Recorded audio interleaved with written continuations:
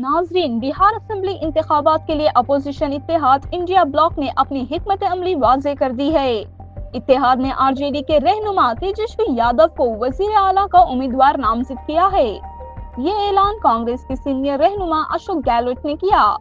साथ ही विकासशील इंसान पार्टी यानी वीआईपी के सरबराह मुकेश साहनी को नायब वजीर आला के उम्मीदवार के तौर पर पेश किया गया है।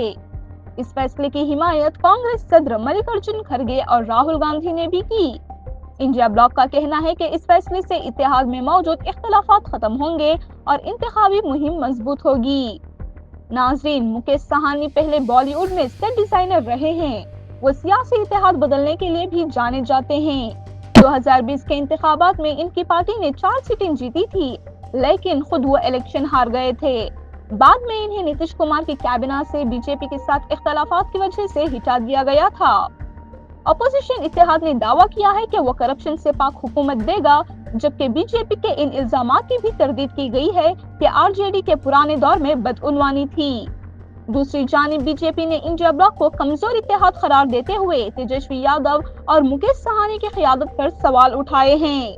बीजेपी का ये भी कहना है कि इंतखाबी पोस्टरों में राहुल गांधी की तस्वीर न होना इत्तेहाद के अंदर इख्तलाफात को जाहिर करता है। उधर इंडिया ब्लॉक के 2 उम्मीदवार नावदा और मधुबानी हलकों से दस्तबरदार हो गए हैं। मुबस्सिरीन के मुताबिक ये नई इंतखाबी हिकमत अमली का हिस्सा हो सकता है। अपोजिशन इत्तेहाद ने एनडीए को चैलेंज भी किया है कि वो अपने वजीर आला उम्मीदवार का नाम सामने लाएं। नाजरीन, यूं बिहार में इंतखाबी माहौल मजीद गर्म होता जा रहा है और दोनों इत्तेहाद एक दूसरे के खिलाफ जारहाना मुहिम चला रहे हैं।